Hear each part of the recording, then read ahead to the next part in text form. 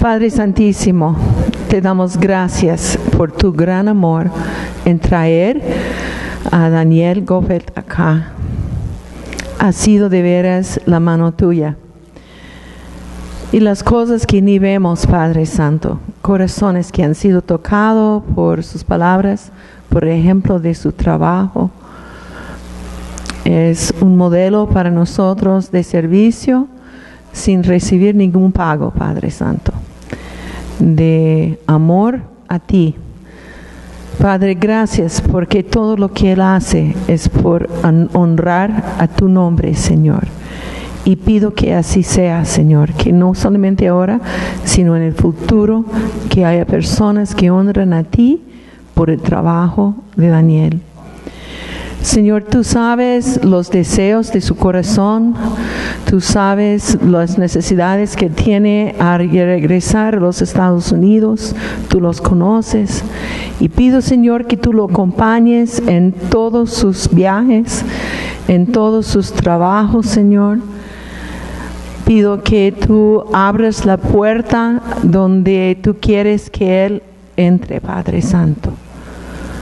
Gracias, Señor. Gracias por guiarlo al trabajo que tú tienes por Él, para que Él pueda usar los talentos y dones que tú lo has dado. Que Él pueda conocer con certidumbre el llamado tuyo por Él. Esto pedimos en el nombre de Cristo Jesús. Amén. Gracias, Padre, por Guillermo, por Wanda, por su aventura de fe en muchos países del mundo que yo sirviendo en el cuerpo diplomático. Y gracias porque oyó su voz llamándole a enseñar aquí en la FUSBC. Gracias por la realidad que él y Wanda están aquí con nosotros, él como profesor y ahora con la oportunidad de compartir la palabra. Bendígalo, Padre. Permite que esta palabra llegue a nuestros corazones. Gracias. Gracias por Guillo. En tu nombre. Amén. Gracias, Donaldo. Mi consejero. Y además, el capellán se aseguró de que me pusieran oficina al lado de la de él. Entonces todavía me controla. Voy a pedir a José María y Angélica y Lucy que nos acompañen y nos dirijan otra vez en la canción que cantamos al principio. Oh, deja que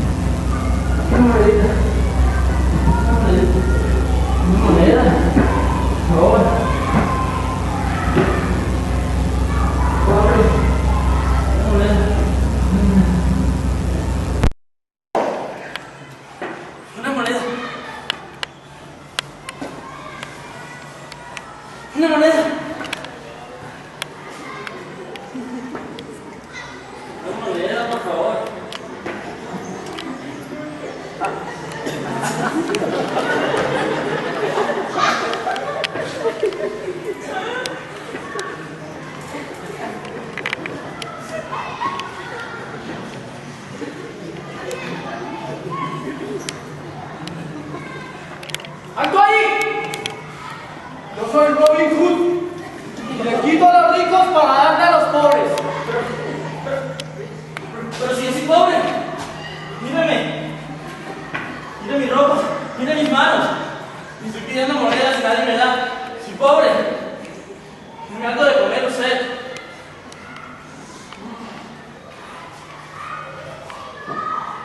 Tienes razón.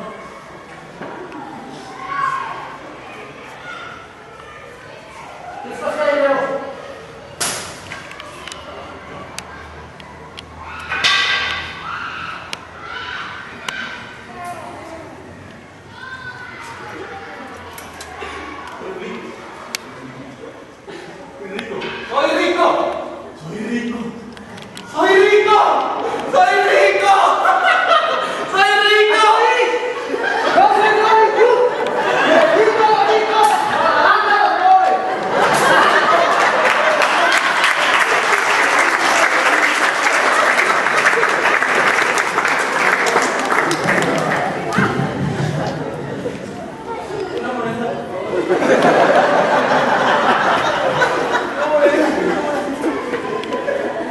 El alarde arruina. Muy buenos días.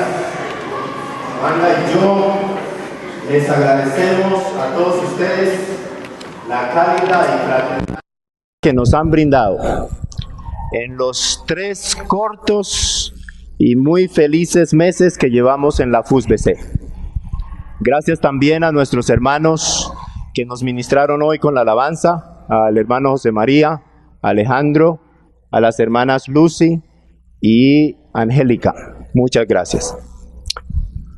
El alarde se predica de quien se ha quedado vano, hueco, inútil, por haber perdido su esencia.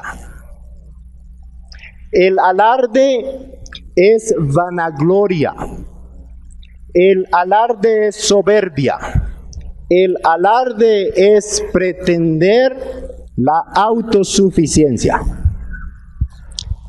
Me dicen que el mejor negocio que uno puede hacer es comprar a alguien que alardea por lo que él vale, por lo que él verdaderamente vale, y venderlo por lo que él piensa que vale.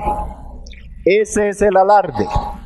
El Evangelio no comulga con el alarde. Leamos Lucas 4:18.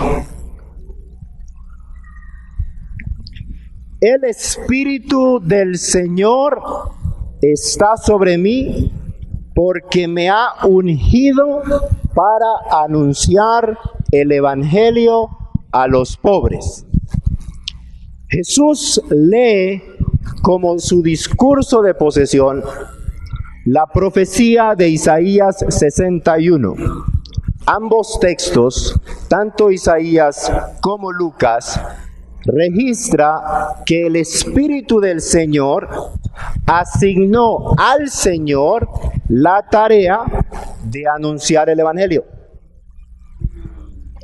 Lucas ya nos ha dicho en los capítulos anteriores que Jesús tiene cargos y responsabilidades muy importantes.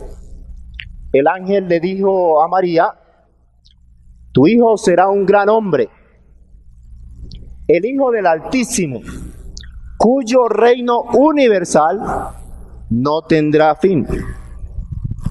¿Le quedará tiempo al Señor para cumplir con la tarea de anunciar el Evangelio? ¿Asigna Jesús prioridad a la tarea de anunciar el Evangelio? En su discurso de posesión, que acabamos de leer, Jesús no ofreció ni puestos, ni préstamos de ICETEX, ni becas de la OMS, como tampoco arreglar la humedad de la biblioteca La FUSBC. Por eso, hermanos, sigamos orando. Jesús tampoco pidió siembras para pisar el negocio del alarde. Por eso, hermanos, no necesitamos seguir orando. Pero Jesús sí identificó el anuncio del Evangelio como su prioridad. En el desempeño de esta función prioritaria de anunciar el Evangelio, Isaías y Lucas registran una sola condición. El anuncio del Evangelio se hace a los pobres. Los pobres están en la jugada. El alborozado anuncio del Evangelio se comunica a los pobres. Que la función prioritaria de Jesús sea el anuncio del Evangelio y que la única condición sea la de que el anuncio del Evangelio se hace a los pobres es sencillamente maravilloso. ¿Y quiénes son estos privilegiados pobres? El resto de mi mensaje mostrará que estos pobres no son determinados por la pobreza o la riqueza material. Veamos. En primer lugar, Dios es creador y la persona humana es criatura. El pobre reconoce su dependencia como criatura con relación a su creador. La relación de una criatura con su madre es ilustrativa. Los bebés no tienen que ser expertos para hacer todo tipo de contorsiones y apasionadamente satisfacer su dependencia de la madre. Luisa Fernanda pasó lista, ¿verdad? Sofía vino. Josué, David vino. Sí vino. Miguel Ángel vino. Estos bebés de nuestra comunidad nos podrían hacer algunas demostraciones de las contorsiones de cómo apasionadamente buscan satisfacer su dependencia de la madre. No estoy seguro que las mamás se presten para tal alarde. Nos trasladamos en segundo lugar para contestar la pregunta ¿y quiénes son estos privilegiados pobres? Nos trasladamos al Edén. La propuesta perversa allí fue la de ser como Dios, desconocer nuestra condición de criaturas y por lo tanto desconocer nuestra dependencia con relación a Dios. La propuesta perversa fue la de dejar de ser pobres, dependientes de Dios. Nuestra destreza para hacer alarde viene desde el Edén. En tercer lugar, para contestar la pregunta ¿y quiénes son estos privilegiados pobres a quienes se les anuncia el Evangelio?, nos trasladamos al desierto transitado por los israelitas. La provisión del maná era diaria, excepto la porción para el sábado. La acumulación estaba prohibida. Y la sanción por acumular era la podredumbre del maná. Este ejercicio obligaba al pueblo de Dios a practicar la dependencia del hambriento con relación al proveedor del maná. ¿Quiénes son estos privilegiados pobres? En todas nuestras sagradas escrituras, entonces, el pobre es identificado con el humilde, con el contrito de corazón, con el sencillo, con el que reconoce su dependencia de Dios. Esta es la connotación que Isaías 61 registra cuando profetiza que el plan de Dios es el de reversar el exilio y todos los horrores del exilio. Estaba la profecía de Isaías 61. El mismo profeta Isaías identifica a los pobres en el capítulo 57, versículo 15. Dice el profeta Isaías: porque así dice el alto y sublime, que vive para siempre, cuyo nombre es Santo. Habito en lo alto y santo, y también habito con el contrito y humilde de espíritu. Y Sofonías 3:11 B y 12 dice: viene el día, Dios hablando a la verdadera Jerusalén, en que expulsaré de ti a los que se creen muy importantes. En ti no habrá lugar para los que hacen alarde. En tus calles solo habrá gente humilde, gente sencilla, que pondrá en mí su confianza.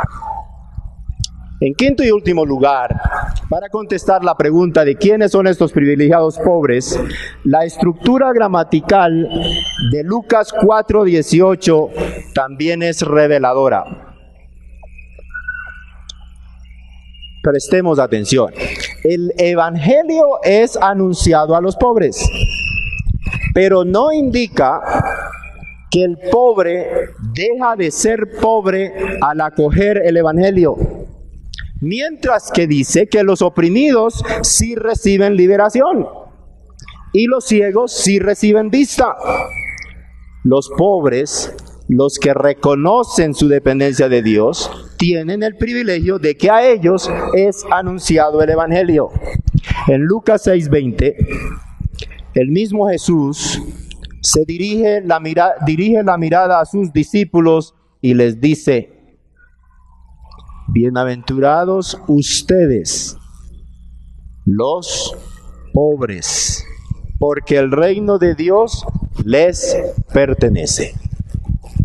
Bienaventurados, hermanos, somos cuando seguimos siendo pobres y seguimos recibiendo el anuncio del evangelio. La conclusión surge clara. Para Lucas, la posición fundamental del ser humano con relación a Dios, quien es el único ser verdaderamente rico y autosuficiente, es la de dependencia. Pobre es el reconocimiento de la dependencia de la criatura con relación a su Creador. El anuncio del evangelio se hace a los pobres. Dejas de ser pobre y ya no clasificas.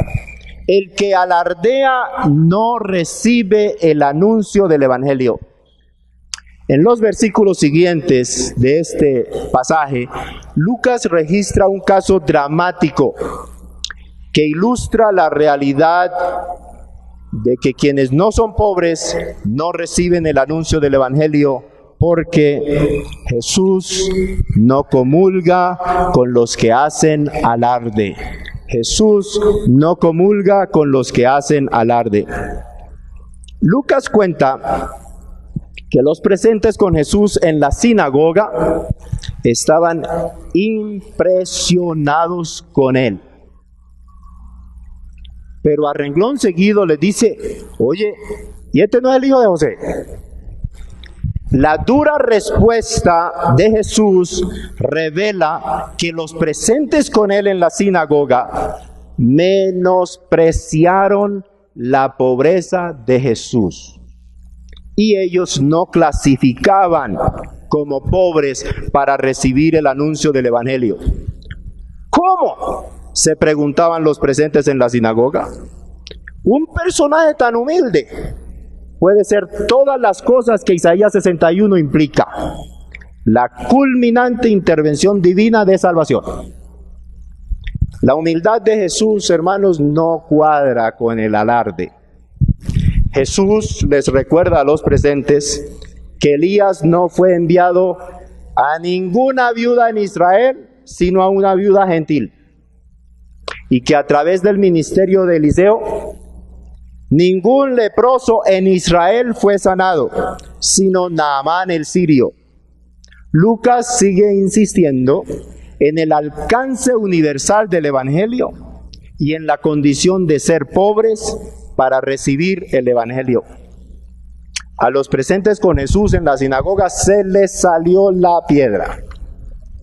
Lo expulsaron del pueblo y quisieron aprovechar el paisaje arisco de Nazaret para deshacerse de Jesús.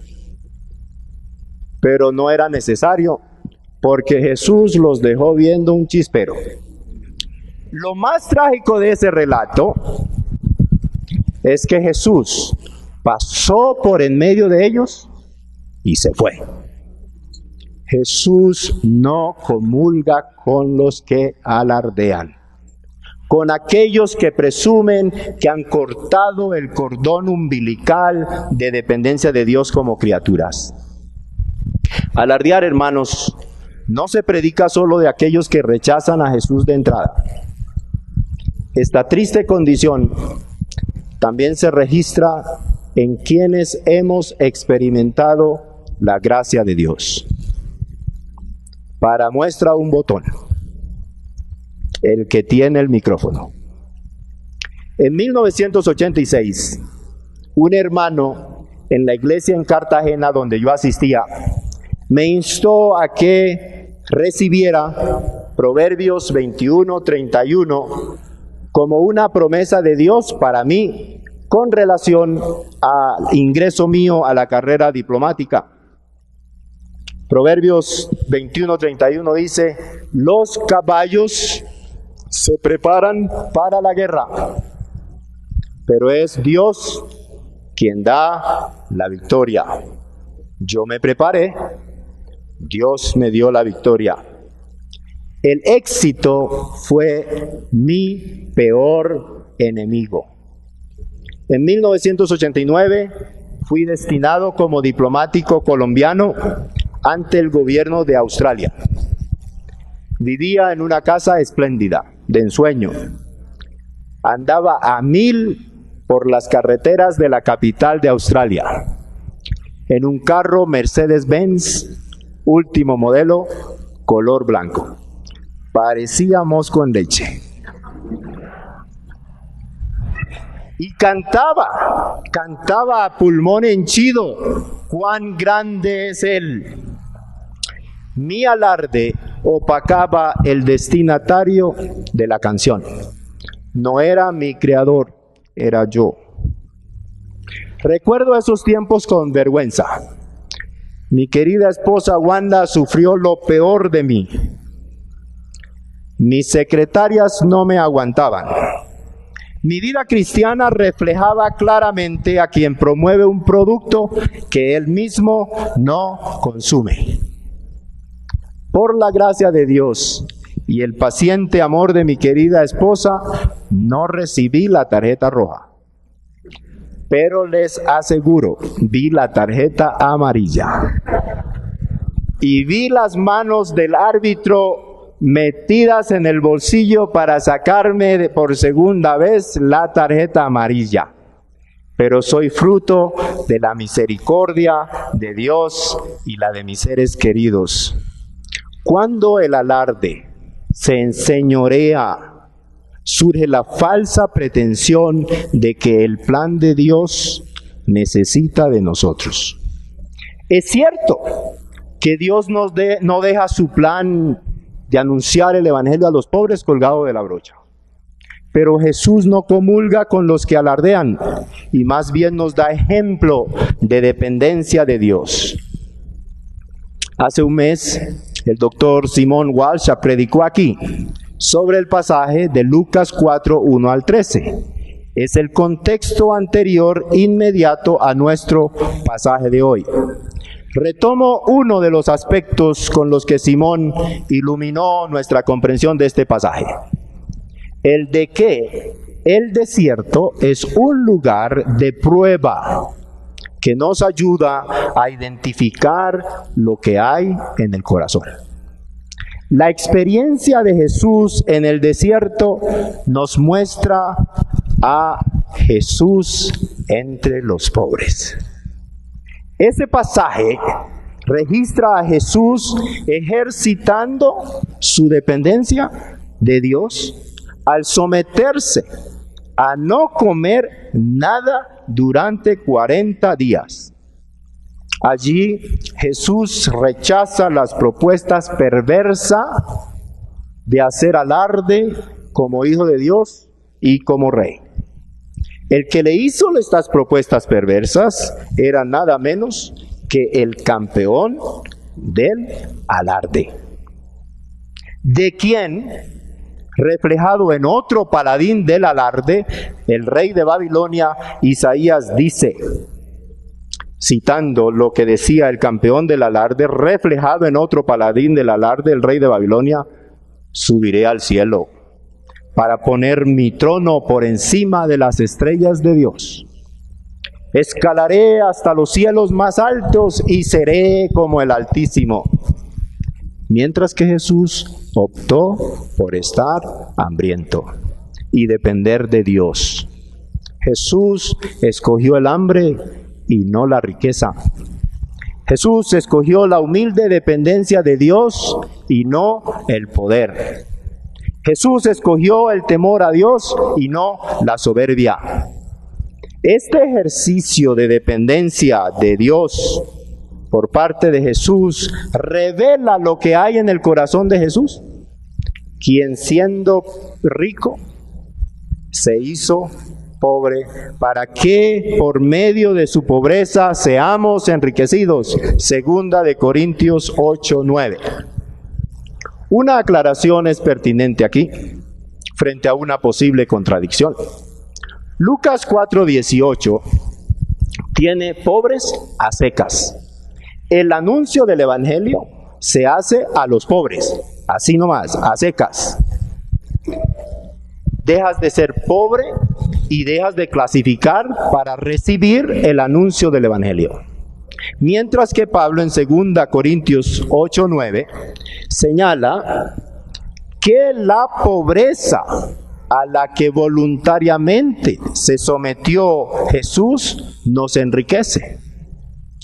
El enriquecimiento que recibimos gracias a la pobreza de Jesús nos debe conducir precisamente a un mayor reconocimiento de nuestra dependencia de Dios.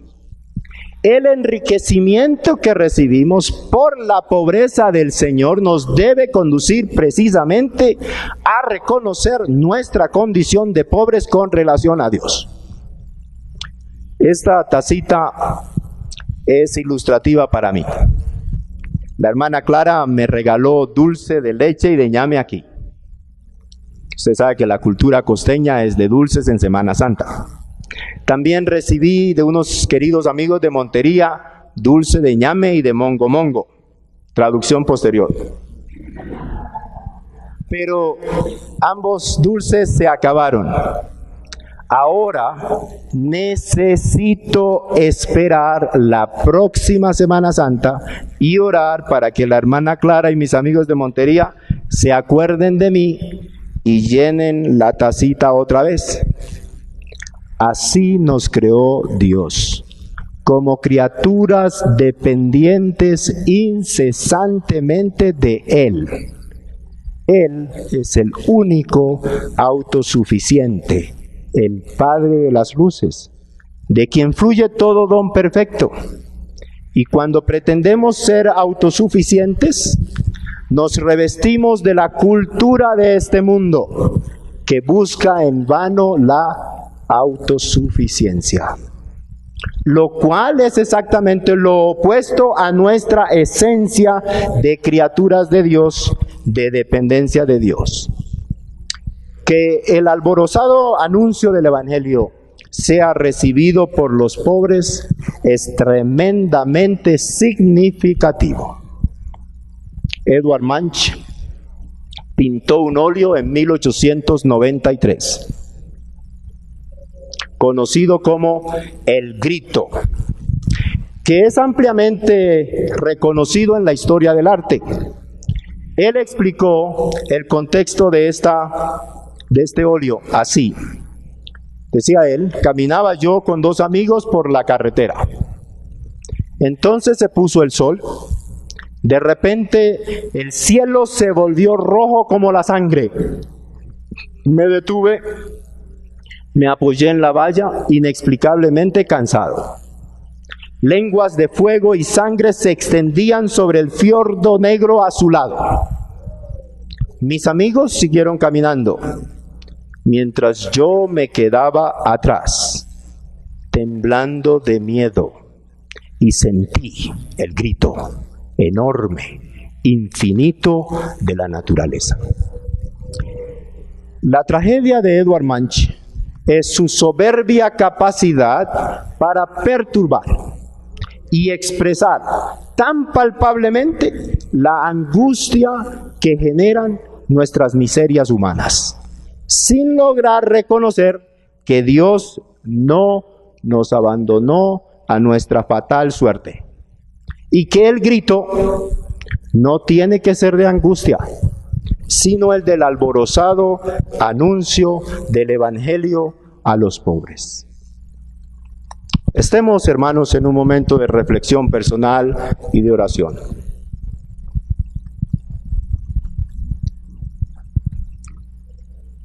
Cuando mis disciplinas espirituales menguan, el demonio del alarde está vivito y coleando.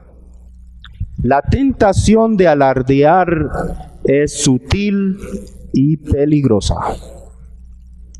Cuando mi oración es un rito religioso aburrido, en vez de una apasionante manifestación de la íntima y dependiente relación con Dios, las pretensiones de autosuficiencia se erigen con arrogancia. Cuando mi ministerio, mi servicio a Dios de estudios, mi servicio administrativo, académico, pastoral, etcétera, no es comunitario, sino como el del llanero solitario, el alarde se enseñorea. Pero bienaventurados nosotros los pobres, porque el reino de los cielos nos pertenece. Bienaventurados nosotros los pobres, porque el grito que brota desde Nazaret, pasando por nuestro corazón, no es el de la angustia, sino el alborozado anuncio del Evangelio que fluye a los pobres. Bienaventurados nosotros los pobres, porque vivimos en la grata y preciosa compañía y seguimos el ejemplo del que siendo rico se hizo pobre. Amén.